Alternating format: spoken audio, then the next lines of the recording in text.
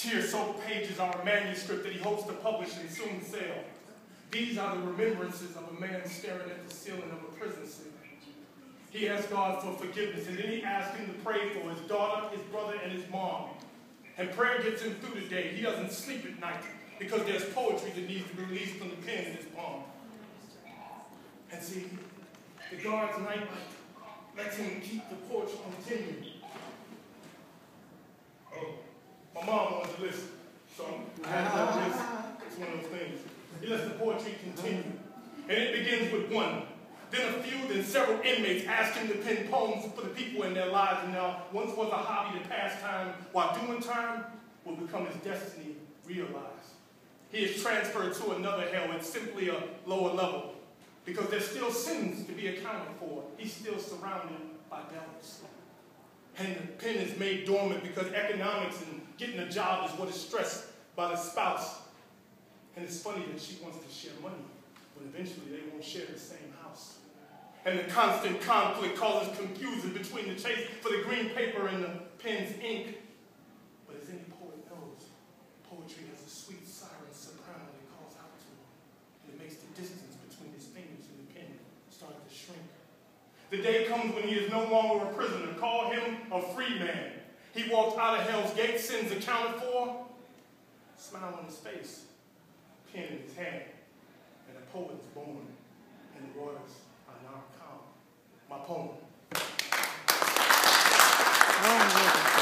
That's what's up. Beautiful woman in a black Donna Karan dress that was long but short enough. You can look at my thumb and see it's short, but eventually it was long enough.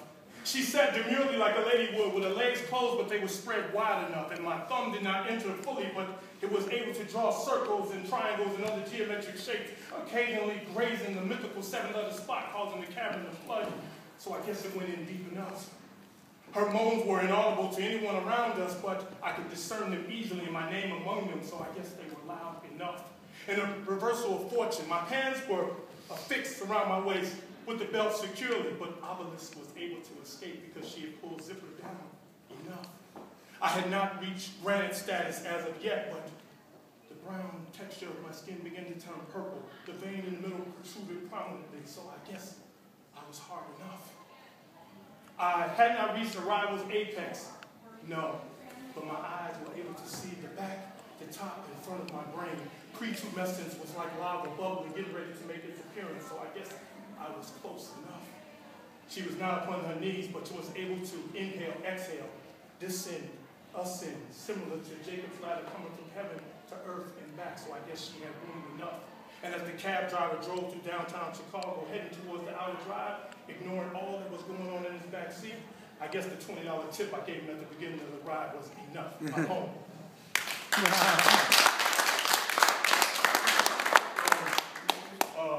The week before Sweet and Sour Poetry, I host a show called Poetry's Love Letter. I'm looking around some of y'all are features. That's some beautiful shit. That's it. Next one we got Stevie Cologne and the Unstoppable. See it Yiddish, July 11th. Anybody wants to feature? Come on, holla at me. It's for everybody. January 11th. January 11th. Thank you. All right. Yeah. All right. And F the Packers, by the way. What's that? I said F the Packers, by the way. There we go. I'm going to close out with this. Y'all know, I know if you've heard of the Mall Storytelling Championship, but I won it with this poem right here. All right. Thank you for listening. Every day, my mother makes 2 peanut butter and jelly sandwiches cut down the middle. She has a chocolate chip cookie, a pear, an apple, or some sort of fruit, and she gives me 25 cents for chocolate milk. Now, I am a 6th grader at Myra Bradwell Elementary School, and I don't know what love is. But they say love is a good feeling, so if that's the case, I love chocolate milk. It's the bestest thing ever. Every day at 12:05, myself and the rest of the 6th graders, we go down to lunch, and, well, we eat lunch. We trade sometimes what's in our lunch bags. We talk about all the homework we have, and, well, we look forward to the weekend. At about 12:25, he comes. He is Eric the bully. And everything that's Eric's favorite is what we have in our lunch bag. If you have 2 peanut butter and jelly sandwiches cut down the middle, that's Eric's favorite sandwich. If you have a chocolate chip cookie, that's Eric's favorite cookie. If you have an apple, pear, some sort of fruit, that's Eric's favorite fruit. But lately, Eric's favorite thing has been chocolate milk. And he's picked on one 6th grader in particular. That would be me. But today will not be that day. Because I don't think my mama gave me 25 cents for Eric to drink chocolate milk. She gave it to me, so I will. Circle forward to 3 o'clock p.m. I look over at Eric sitting 2 rows over, and he makes the universal sign that he's going to beat me up at 3:15.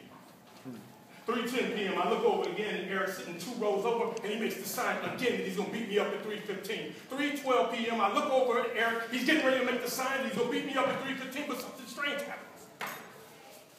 I give him the sign that I'm going to beat him up at 3:15. And this is strange because Eric has failed the 6th grade twice. He is bigger and stronger than the rest of us 6th graders, and he could easily beat me up. 3:14 and 50 seconds. I pull my backpack over my shoulder, my Chicago Cubs hat down on my head, and as I recollect on that, I was a 6th grader. I didn't know any better. 3:14, 55. 3:14, 56. 3:14, 57. Boom! I'm out the door, down 1 flight, 2 flights, 3 flights of stairs. I'm out the door, and I've gotten away from the bully. But as I told you, Eric has failed the 6th grade twice. He is bigger, stronger, and faster than the rest of us 6th graders, and he is right behind me, heading down Saginaw towards 78th Street, where I make a right. I make a left in the alley. I make another left through Mrs. Johnson's yard, and her Doberman Pinscher is free that day. I narrowly escape the Doberman Pinscher, and I'm over the fence, and a funny thought occurs to me. What if the Doberman Pinscher will eat Eric? But as I told you, Eric has failed the 6th grade twice. He is bigger, stronger, and faster than the rest of us 6th graders, and he might just be the best darn athlete in the school. So he's over the fence, over the Doberman Pinscher, over the fence again, and steps behind me coming down Saginaw. At 79th Street, where our home is, my mother, a beautiful woman, is waving and smiling. And I say to myself, Mother, instead of you sitting there smiling and waving, don't you see this monster who wants to beat me up, who failed in 6th grade twice so I can give him my chocolate milk? Instead of you waving, do something! But in answer to my silent plea, my mother continues to wave and smile, and I am on my own. As most things are on the south side of Chicago, the streets are sometimes torn up and decrepit. The sidewalks reflect the streets, and this is the case in front of me. And it has rained for the last 5 days, so it's like a giant moat. So to avoid getting anything on my brain with school clothes, I go through the grass around there. Eric sees his chance. He comes to the water next to you, go, boom! He's falling because I hear the splash and the yelp. I continue at a safe distance before I turn around and see if he's still down.